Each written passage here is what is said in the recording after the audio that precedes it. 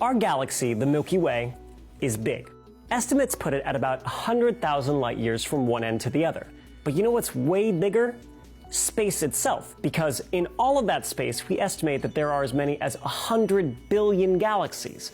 And among all those galaxies, we found a few that are our twins. That's right, the Milky Way has long-lost twins out there among the stars, although not in a literal sense like our galaxies formed in the same place at the same time. But finding these twin galaxies can help us learn about our own, because it's pretty hard to figure out what's going on in the Milky Way while we're a part of it. The Milky Way's disk is 1,000 light years thick, and to get a good picture of it, you'd have to get pretty far above it, like how the Earth is round, but you wouldn't see the curve unless you were way above it, even higher than commercial airliners go. And cue the flat earthers in the comments. Now, considering that the Voyager 1 spacecraft, the most distant man-made object we've ever made, is about 0.002 light years away, we're not taking a galactic selfie anytime soon. To borrow a metaphor I wish I'd thought of, mapping the Milky Way is like trying to map a forest while you're tied to one of the trees. So we've had to piece together what our galaxy looks like based on what we can see. First and most obvious is the Milky Way is flat because we can see it edge on in our night sky. The shape of that flat plane has been a bit harder to pin down. The astronomer Herschel was the first to try it in 1785, and by counting the number of stars he saw and assuming that more stars meant more galaxy,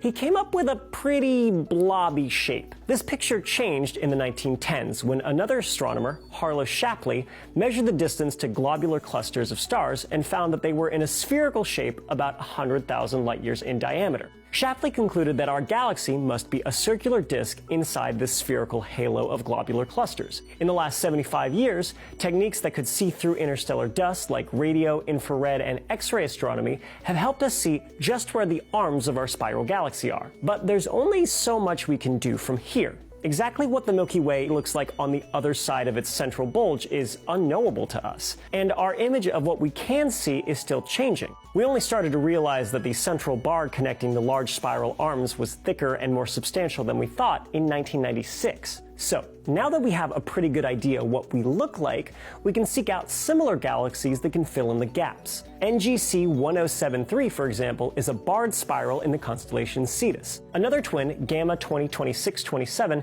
has two smaller companion galaxies, much like our own Magellanic Clouds. Companions as big as these clouds are a rare find and warrant further study. We've even found a galaxy that could tell us about the Milky Way's ominous future. Near Andromeda is a small and incredibly dense galaxy called M32. A recent paper proposes that once upon a time it looked like the Milky Way, until Andromeda came barreling through, stealing stars and planets, ballooning in size, and leaving M32 a shadow of its former self. Why is this important, you ask?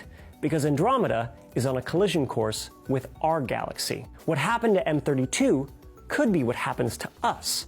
Odds are good that as our telescopes and techniques improve, we'll find more of our twins out there that can tell us more about ourselves. Just don't get too attached to the galaxy's shape, because in about 4.5 billion years, it could all change. Fun fact, confirming the Milky Way had a large bar also meant our galaxy had two large arms that wrapped around it twice, rather than four separate main arms as previously thought. If you like us, give us a follow over on Twitter or Instagram. We're @Seeker. Thanks for watching, and I'll see you next time on Seeker.